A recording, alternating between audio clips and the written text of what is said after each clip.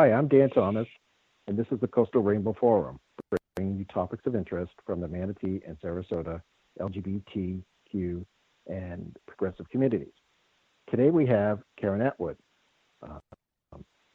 Karen's from the Mellow Mushroom and is here to speak on locally sourced and sustainable produce. So, welcome, Karen.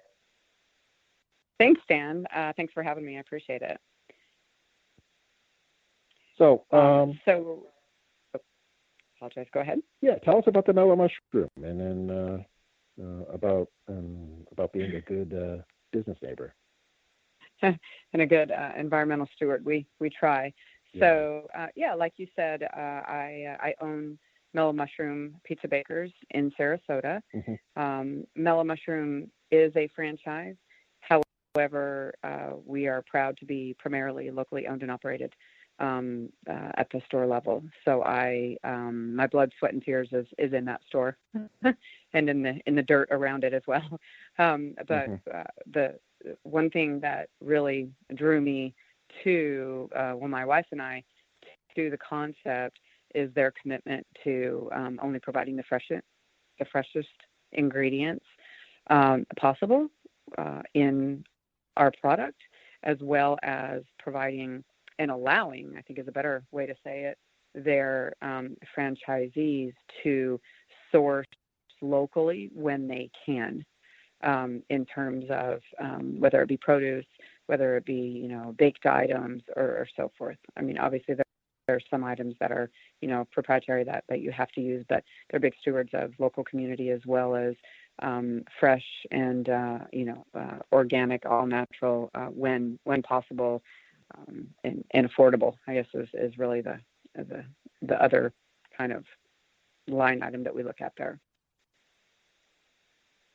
So what do you source locally? I mean, I'm interested because my wife and I we actually grow our own vegetables in raised beds. They're called trucks. Oh, fantastic. And, Yeah, and we're really big into not using pesticides. It's a constant battle, but right. It is.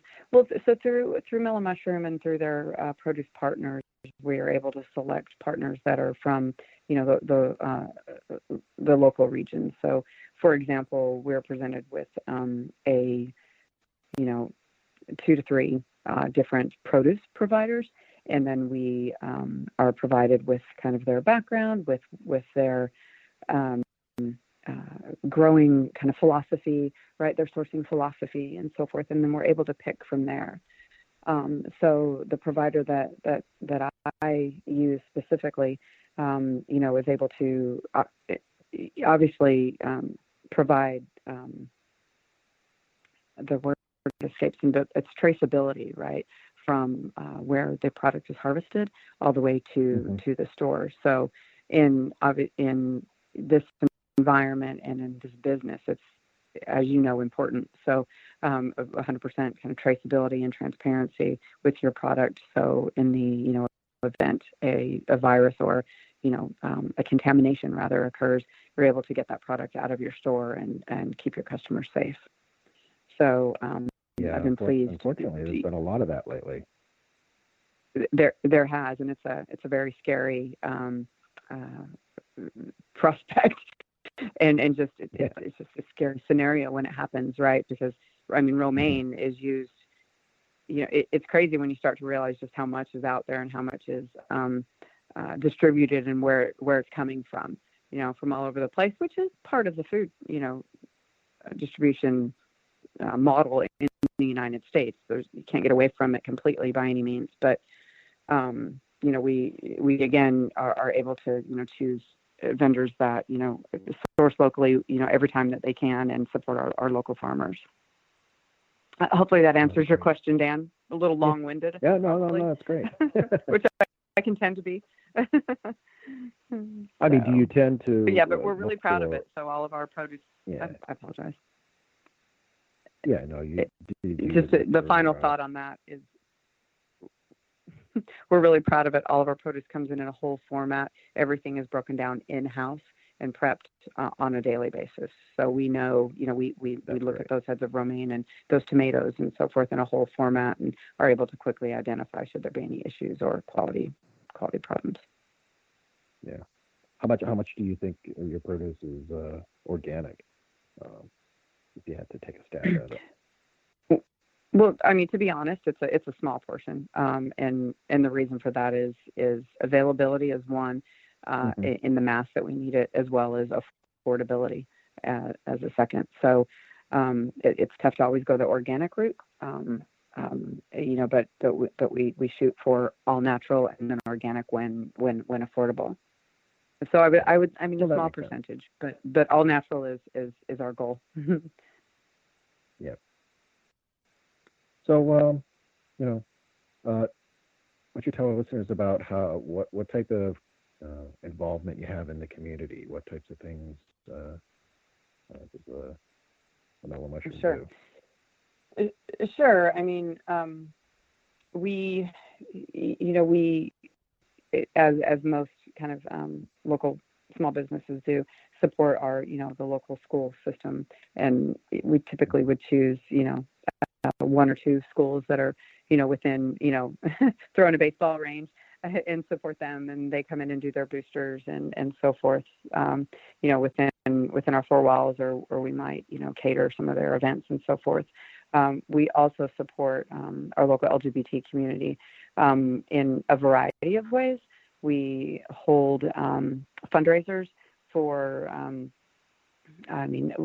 we've done several so far, just kind of across the board, whether it's to raise money for the CARE program, which is helping, seniors who are living with HIV or AIDS with their expenses, to also youth. We've got a sponsorship coming up with them for their fall brunch, and then also we can get pretty localized down to like the choir, the gay men's choir, who we raised money for to help send them to New York. So, it just kind of depends on what's on the docket, what's in front of us, what our budget looks like, and where we want to, kind of earmark our dollars.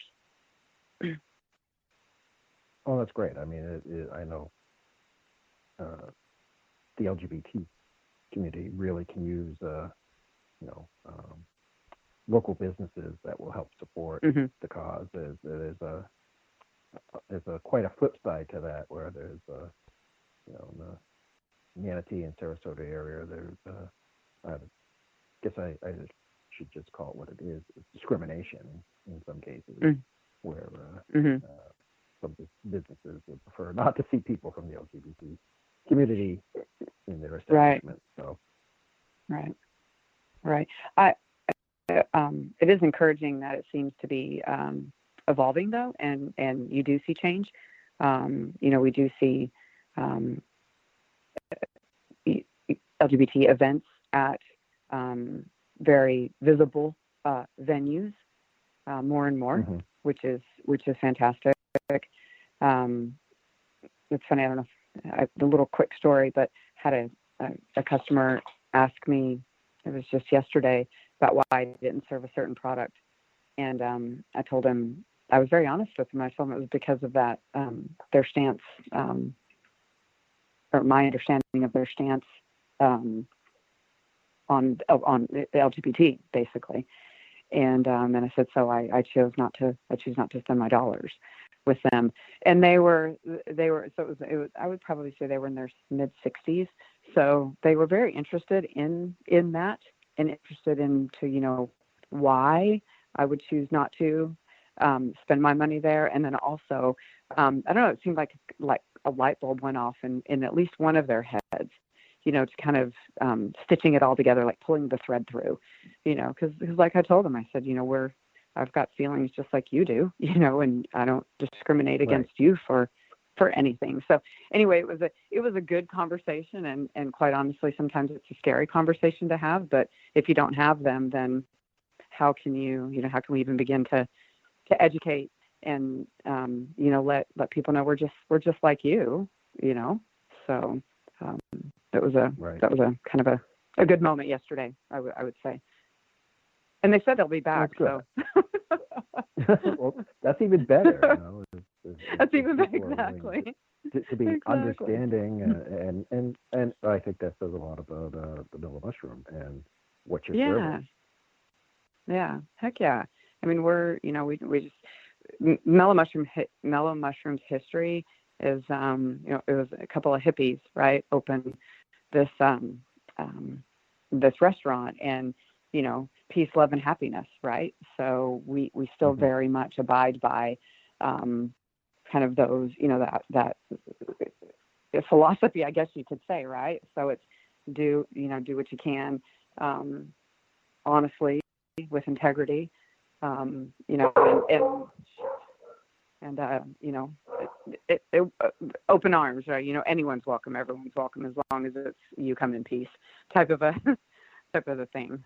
So I think Well, I that's good. articulated That's that good. very well, but Yeah, I so mean, peace, love. there's So some, I would say, not so good stories about a certain establishment that serves chicken that um, hmm doesn't go well with the LGBT community, and yeah, that's just not a cool thing. right, Everybody's equal, and that's the way it should right, be. right. And our So money spends the same at the end of the day, so that's right. don't That's right. discriminate.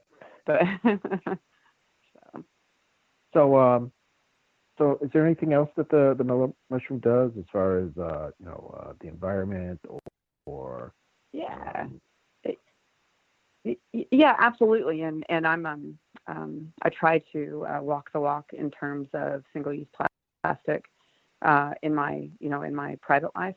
We mhm, don't use, well, I, I'm not going to say we don't use, but we try to really limit, the amount of single-use plastic that we buy in mhm, the household. And then opening a restaurant, when you start to look at just the sheer amount of plastic that you're buying and then using once and then throwing away, is just makes you sick to your stomach. So, um, Mellow Mushroom has been fantastic with, phasing out plastic straws.